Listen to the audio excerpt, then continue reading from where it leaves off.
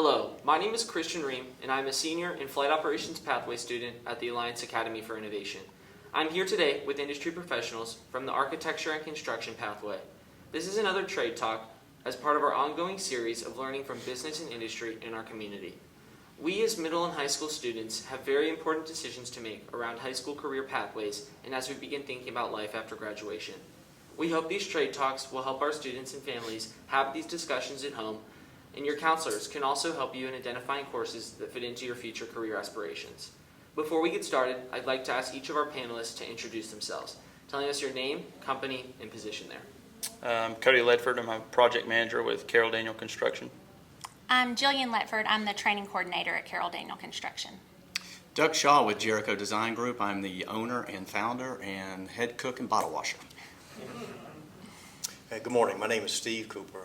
I'm with Cooper & Company General Contractors. I'm the president. Again, we thank you for being with us today. So now we will jump right into our questions that were recently submitted by some of our high school students. What motivated you to go into the field of architecture and construction?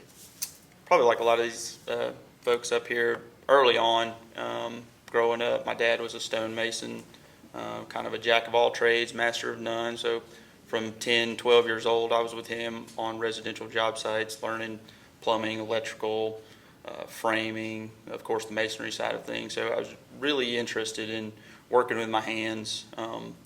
It was different every day. It wasn't like I was stuck in a cubicle. So early on, I knew that I wanted to go into construction. One of the things that I love most about my job, is getting to work with our local school systems and the students and showing them and introducing them to career opportunities that maybe they didn't know were available to them. A lot of the students and recruits that we have chosen an untraditional education path. Sometimes they're not looking for a traditional four-year institution, and so they come to us and we're able to give them opportunities that maybe they didn't know that were available to them. And they're also able to help their community grow and expand for years to come. They can, show kids their own kids projects that they worked on and things that they created from the ground up. So when I was a kid, I used to build tree houses by myself. I built a raft out of milk jugs. I always had a creative side of what I was doing. And then when I was either a junior or senior in high school, my calculus teacher and my art teacher got together and had a discussion about me and decided that I need to be an architect. So, they talked to me about it, and I went to Georgia Tech and enjoyed it. I do like the creative side, but also the math side. So that's really what drove me into the profession. Well, early on, I was born in construction. My grandfather had a construction company. My father has a construction company that me and my brother are part of now. And when I was a little kid, I was building with Legos and Lincoln Logs, and I always knew I wanted to be in construction. I like working with people. I like seeing the result of the hard work that the contractor and architect and owner put together, and it's just a legacy that I enjoy being a part of. What classes would you recommend students take in high school that would help them have a chance at going into the field of architecture and construction?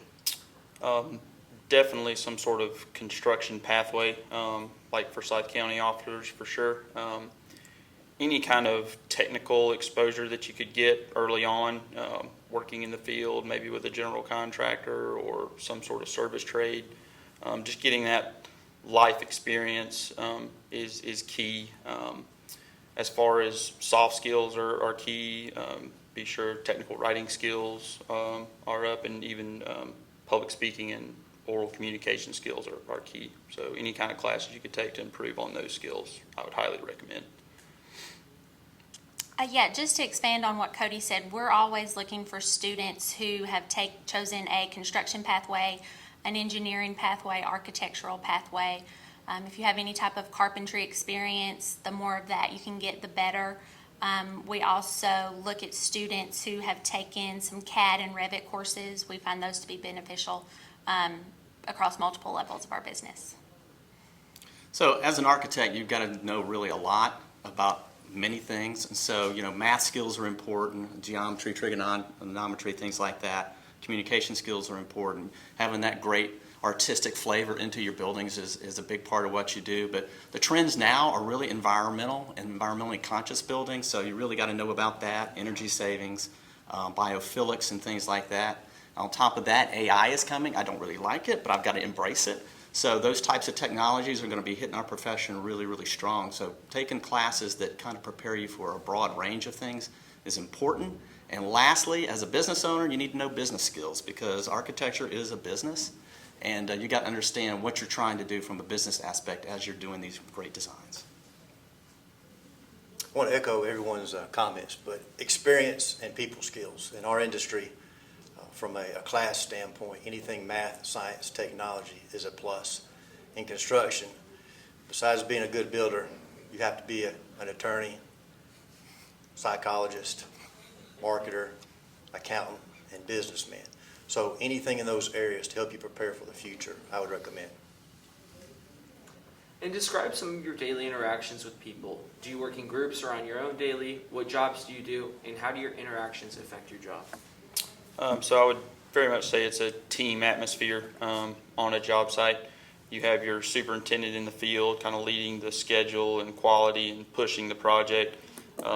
My job as a PM is kind of on the office side of things, the accounting, the payment applications, moving any rocks in the road, conflict resolution. But very much a team-like atmosphere. You're rarely on the line by yourself. A lot of conflict resolution.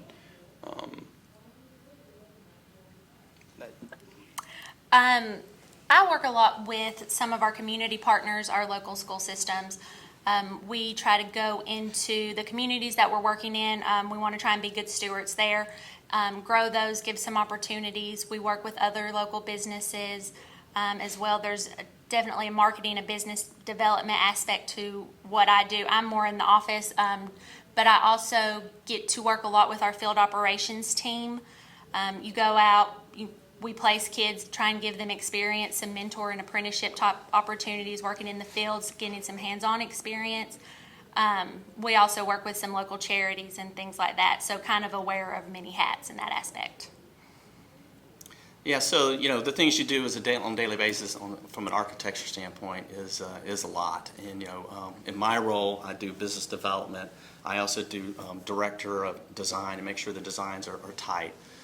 In architecture, there's really kind of two paths. There's really kind of a project management path and a design path. And a lot of the architects kind of flow after college into those types of paths. And the project management path is a very collaborative path that works with contractors and subs and everybody else and owners. And the design path is really more of an internal path, but is very important to the branding of the firm. So as you work with groups of people, and luckily I'm working with jobs with both of these guys, you do have to have that collaboration with their team and your team. And so there is a variety of personalities you got to deal with and a variety of tasks you got to deal with. So you really got to have a broad set of skills, whatever path that you're going with in your profession. So my interaction every day is with our company's split up in two divisions, operations and pre-construction. And I speak with those groups every day to try to solve problems that we come up with construction on a daily basis. I tell everybody good people skills are a must, and problem solving, communicating with the architect and owner is just beneficial for the work that we do in order to have a project that you're proud of at the end of the day.